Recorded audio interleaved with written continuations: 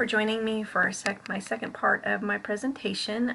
We're talking now about political structures, and when talking about Russell Child Development Center, the person at the top of our organization would be our executive director. She's in charge of making a lot of the decisions for our program.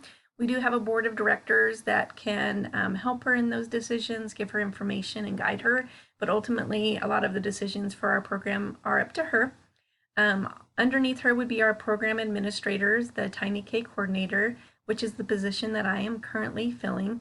We have the building blocks administrator. We get a lot of early childhood building blocks grant funds and do a lot of programs with that.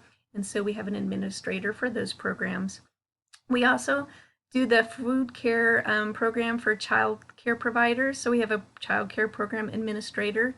And then we have a funds development administrator that works on donations, writes grants, and does some of those things for our organization.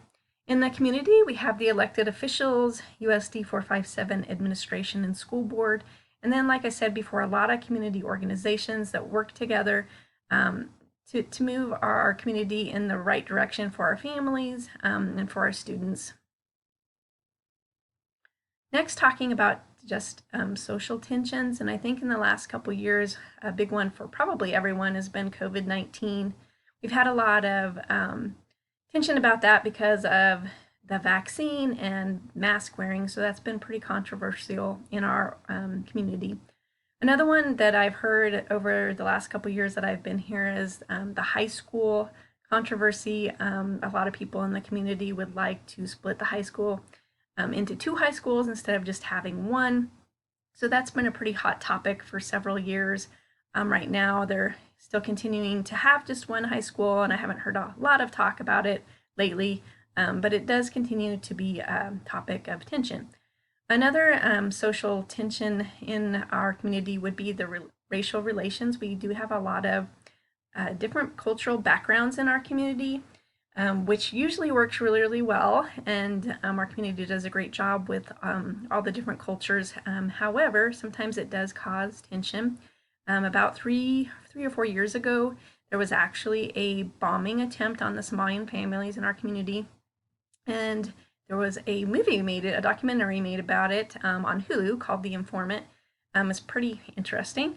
Just talks about how the FBI had an informant that kind of got into that group and kind of helped diffuse that situation, and so saved a lot of lives in our community. But that definitely is a tension in our community and continues to be.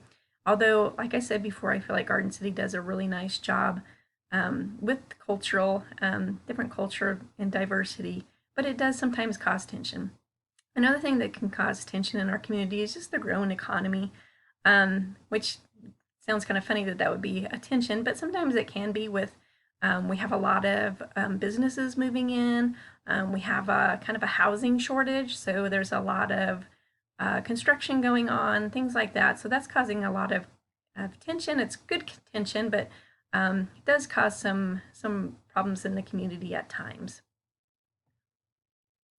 Previous community efforts, some of the bond elections that have taken place have been to raise the sales tax to help pay for an airport terminal and park improvements, and then that did actually pass. Our airport is a great asset to our community, so I think that was a pretty easy thing to pass because no one in the community wants to see our airport go away, and we really want to keep that, do upkeep and make sure it's a good facility. Some of the other things that have taken place, as I talked about before, we had this oldest swimming pool that was free. They've done some updates to that and renovated that and kind of made a pool water park, which is really nice. There's been a lot of downtown improvements.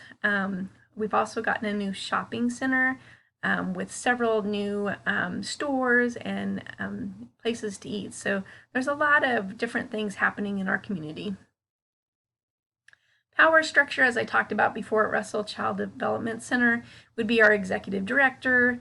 In my area, then it would be Tiny K coordinator, which is myself, and then our board of directors. And then the community, just talking about the power of business owners, a lot of nonprofit organizations, like I said, that work hand in hand.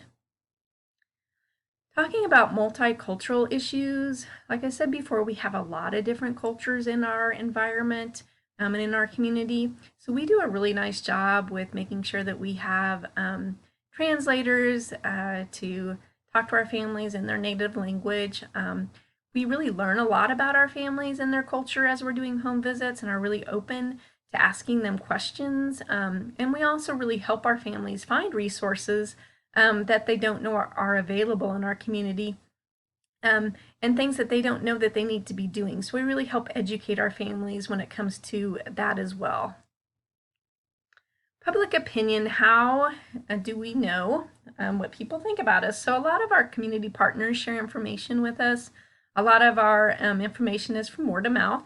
Another thing that we do is quarterly reports. We have a quarterly meeting with our local interagency coordinating council, and one of the parts of that reporting is to call 10 families and ask them about their services and if they were satisfied with their services. So that definitely helps us see what the public's opinion is of our organization. And then another way to tell if we're doing well in the community is our increase in referrals. Increased participation, how can we do that? One thing that we continue to do is do outreaches with doctors' offices, clinics, health departments, hospitals, newborn follow-ups, community partners. One thing we've really looked at, or at least I've looked at a lot in the last few months, is just all of our different communities and how many kids are we serving in each community. And we have a community that is fairly large and our numbers are pretty low there. So that's a community that we're really going to focus on in the next 6 months. And we're really going to work on getting out there and doing some child find. Like I said, talking to the doctors. We're working on getting flyers that we can put in the libraries, giving to Early Head Start, giving to PAT, giving to the school district when they have their early childhood screening. So really trying to look into a lot of those things.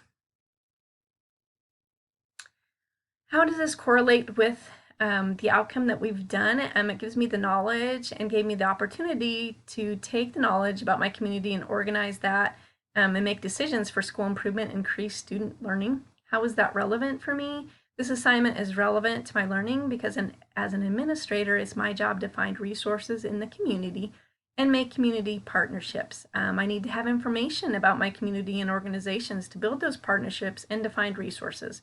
And the more I know about my community, the easier it will be for me to make decisions that impact my organization and my community. And reflection.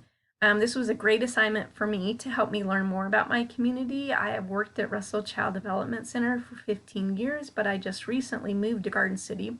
So this information was very relevant to my current position.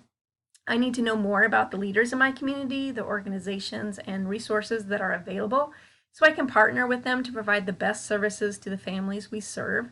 There are a lot of local funding sources that I really need to look into to help sustain our organization since we are a nonprofit organization.